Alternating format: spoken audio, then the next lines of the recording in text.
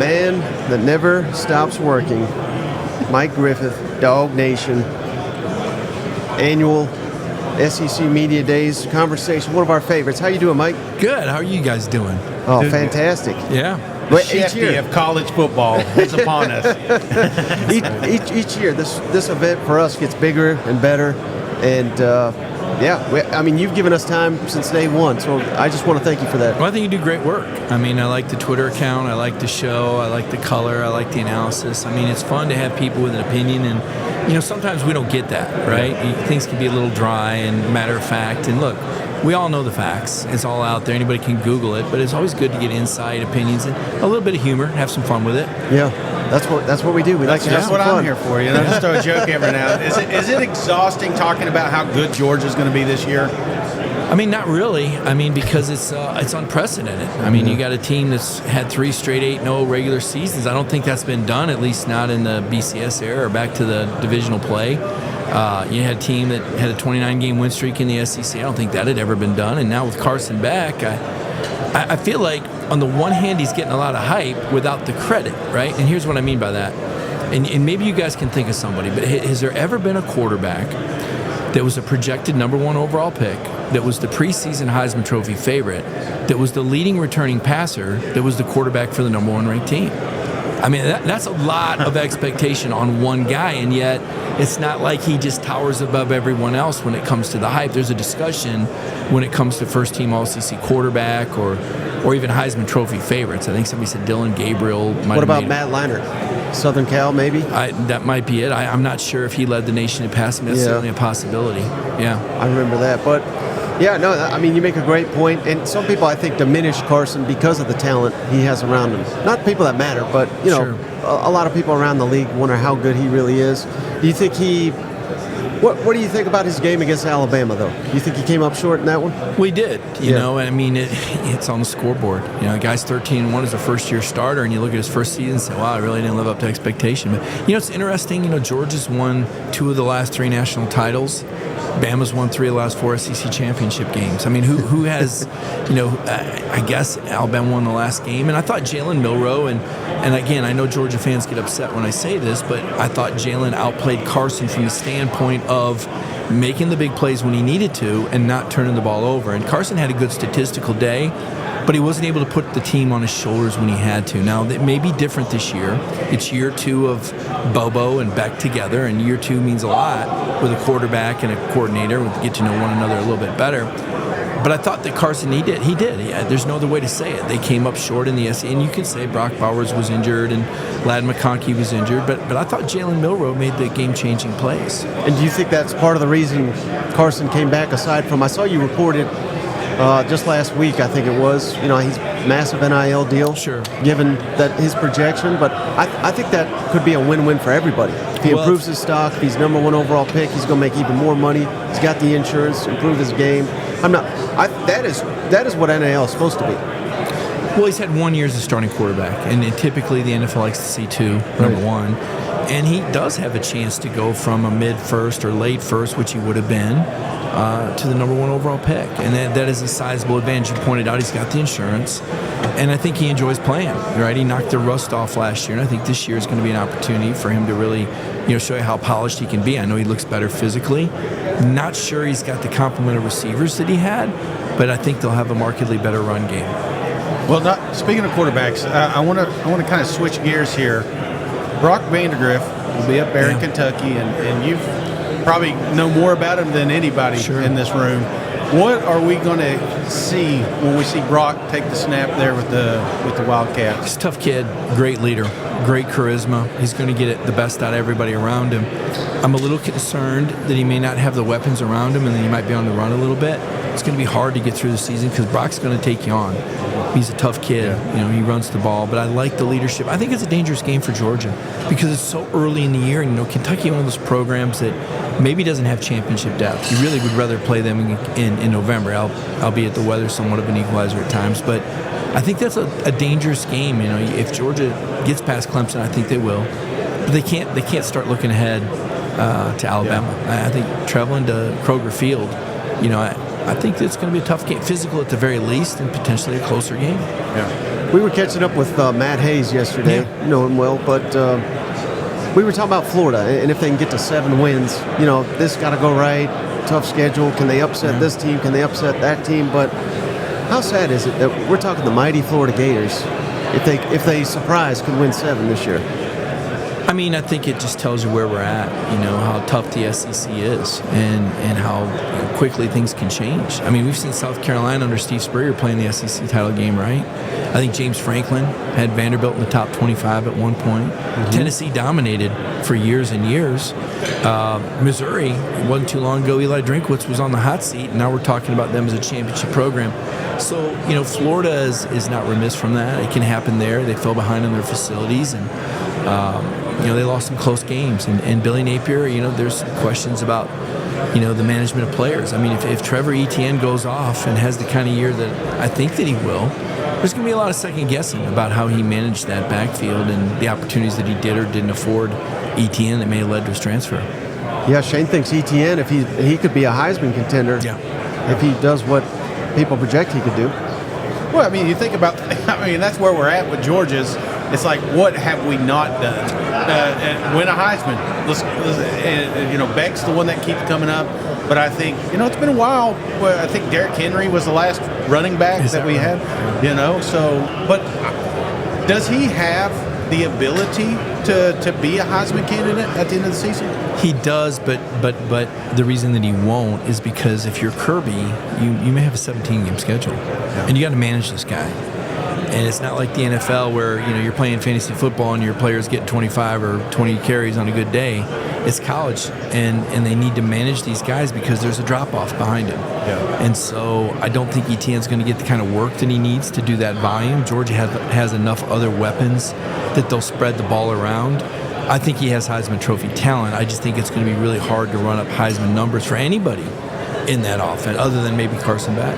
Do you think the identity stays the same? I know it changes with players, but are we going to see a different style of offense this year, given the pieces you have? We have to. There's no Brock Bowers. Yeah. Now you're still going to see double tight end, and that creates a lot of matchup issues for safeties. There's not a lot of great safeties in the league that can cover guys like, Urasek and Oscar Delp and Lawson Lucky. I mean, they got a really good tight end room. It's going to create problems, creates mismatches. Do you go big? Do you go small? You couple that with a running game and a really powerful offensive line. Their interior offensive line probably as good as anybody's in the country. I think the tackles are more than adequate. But I'm going to keep dialing it back to Beck again. I mean, this is a guy that, as I said, solves Rubik Cube in under a minute and reads defenses in 5 seconds. And every time you go to the line of scrimmage, there's going to be a favorable matchup, and it's up to him to find it, to solve that puzzle. And he does it really well. And there's enough talented guys that there should be an option that's open, provided Carson makes the right read and gets the ball off cleanly. Do you think the end of division format in SEC, do you think that gets discussed enough, with particularly Georgia kind of feasting on the East? Well, I don't know. Did they really feast? I mean, Missouri was better than we thought. Yeah. Tennessee was ranked number 1 when they played them. I think Josh Heupel is the only SEC coach other than Kirby Smart to take his team to a number 1 ranking in the CFP rankings, if I'm not mistaken. Only active coach, right? Because Saban's gone. So I don't think Tennessee was necessarily a pushover last year. I don't think Missouri's been a pushover. Florida's fallen off to some degree. Kentucky can be tough. And then I look at the West, and I mean, what has Texas A&M really been? We all think of A&M, but if you really look at push comes to shove, what have they done? LSU had a pretty good run there with Joe Burrow. I don't think that the difference in the leagues was as pronounced. I mean, I look back to last year, and gosh, pretty sure Georgia crushed Ole Miss, and Missouri took them down to the final minute, right? But on paper, if I asked you which team was used to, Ole Miss, Auburn used to be something. I'm not sure what now. They're kind of hard to read. Yeah. So I know the point you're trying to make, but even before these last couple of years, there was a differential. I don't think it's as big a deal because in the end, Georgia had to go through the West Champ, whether it was LSU, whether it was Alabama, whether it was Auburn. So I'm not sure how I feel about it yet. A 16-team standing seems like NASCAR standings or something. Like I get lost like 4 or 5 teams in of who's still in the hunt. And no tiebreaker, to my understanding. I guess that's to be named later. You want to give the league some flexibility. I mean, I guess we're playing Big Ten rules now where they change the rules for Ohio State and the COVID. You got to play 6 games. Well, unless you're Ohio State. 5 will work just fine. They always say a popular take is if Iowa job ever comes open, Stoops is heading north. If that sweet job opens up in Knoxville, Tennessee, are you going to go north? What sweet job?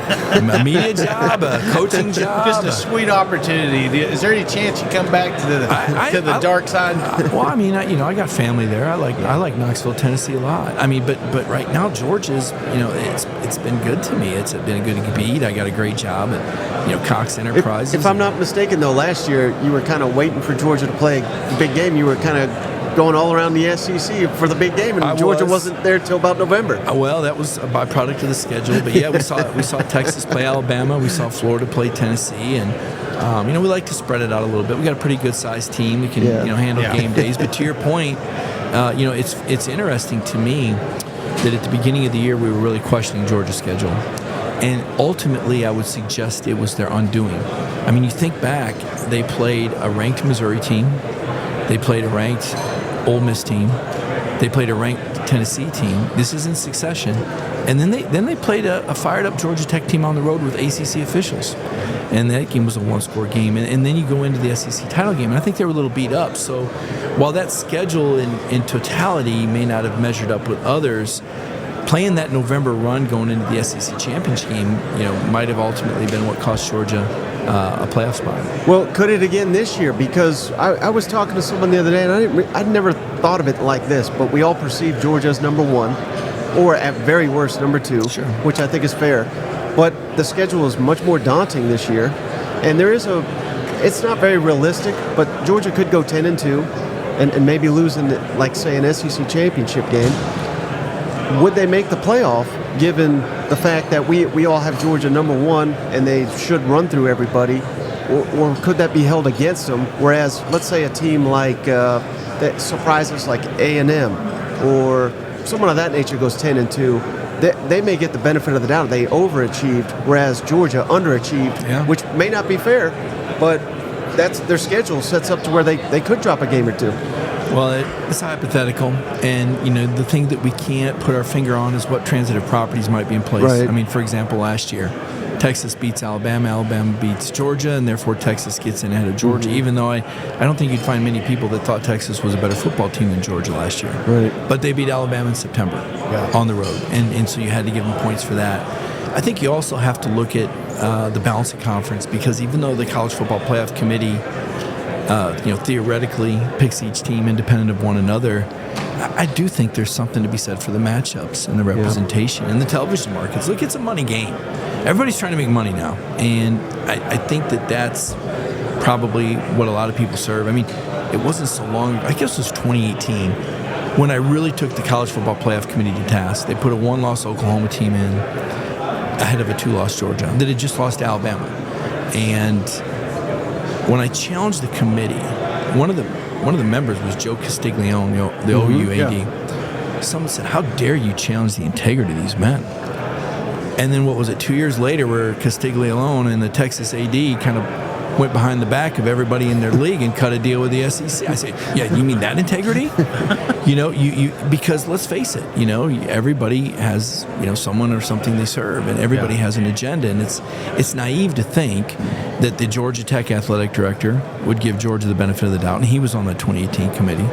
I suppose someone could challenge if the Florida athletic director, albeit it would help Florida out from a money standpoint, but would Florida give Georgia, certainly Oklahoma, well, he has to leave the room. Okay, I'm sure that, he's not going to say anything to anybody, right? So I just, the whole committee thing to me is still a little bit of the fly in the ointment for this playoff. Mm-hmm. Now, we're going to get some SEC home field playoff games, which is going to be phenomenal. Is there any at the top of your list that you think will create a better atmosphere than most? Sure. Tennessee, LSU, right off the top of my head. Florida. Not that I think Florida's going to be there anytime soon, but, Sanford Stadium, if they had the opportunity, Bryant-Denny. To me, those are 4 really big ones that jump out at me, but particularly Tiger Stadium and Neyland Stadium. Yeah. That's one thing, and always puzzled me. You know, growing up, I never thought of Georgia as a hostile environment, and we made the wrong statement a few years ago. You and Eric Ainge, yeah. But I will say this, that I have noticed a crazy shift, and now you're starting to see these lists that pop up talking about Georgia being to the top of that home field advantage. Would you credit that more for the winning, or just I don't know what all goes together. Yeah. All goes together. So I think the last home loss would have been South Carolina in 2019. Yeah. You know, that was an interesting year. Teams had 2 byes that season, and reflecting back, there were 2 games where Georgia had a bye and the other team didn't. But there were 5 games where the other team had a bye and Georgia didn't. And South Carolina was one of them. And I remember asking Commissioner Sankey about that. Well, 3, the discrepancy of 3, that's the limit. That's the most. I said, there's still 3. It makes a difference when a team has a bye. So, I don't know. I mean, I'm not making any sense. It's the only game that Georgia's ever lost when they gave up 20 or under Kirby Smart, where they give up 20 or less points. Kind of fluky with some interceptions and the kicker missing. But to your point, Sanford Stadium has become a tougher place to play, but I think it does have a lot to do with the type of talent Kirby Smart's recruited. Yeah. How long do you think Kalen DeBoer lasts at Alabama? Well, it's a good question. You know, does he leave on his own? I mean, there's been some speculation that this is a 2 or 3 year job, and then he's off to the NFL. It's hard to imagine anyone sustaining success like Nick Saban. Mm-hmm. It seems like a thankless job, but it certainly would be a good stepping stone, just as it has been for many coordinators and assistant coaches. The DeBoer thing is really a boom or bust thing. You know, he's doing things different. I think we see a different Jalen Milroe. Is that going to work out? Can you maintain without those guardrails? I don't want to say discipline, because I don't know that he has any issues with discipline, but it's more of a feel-good setup, it seems like there now. Last question I got for you is, we got to see Saban in here, and, I know it pains him to see coaches talk, and he's not going to be up there, but Kirby's said it multiple times that he does not plan on going the Saban route and being this thing for a long, long time. If you were just to kind of project, how many years do you think Kirby will be down there if obviously all goes well? Well, I mean, this will be his 9th year, right? And what, Spurrier was at Florida 12? Mm-hmm. Okay. Kirby's 48, I believe. I know he has a son that's in 7th grade, so 5 to 7 would be my over/under. I mean, at least another 5 is what I would think. But now when you make $13 million a year, you don't have to work. Yeah. And I don't know what NIL's done to the game yet. I'm still trying to wrap my brain around that. Mm-hmm. Last thing for me, can you butter up Cousin Shane here? What do you think about Tennessee, Nico, this year? Do you think they'll be a playoff contender?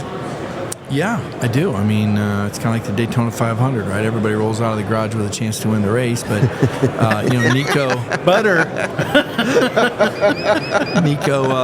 Nico looked really good in the bowl game, and I think Josh Heupel's a really, really good coach. The Tennessee defense is probably about as firm as it's been in a minute. Obviously, there's some key games on the schedule, right? And they're winnable. They're winnable for Tennessee, but they're also losable. I think when you have a new quarterback, it's tough to make that projection of it being a playoff team. But do I think they can contend? Absolutely, because of the ceiling with this quarterback. Mm-hmm. All right, Mike, thank you so much for your time. Before you go, can you tell our audience how to follow you and find your work? Sure, at Mike Griffith 32 on Twitter. You can email me at MikeGriffith032@gmail.com. Of course, our website is DawgNation.com. All right, thank you so much. All right, guys, thank you.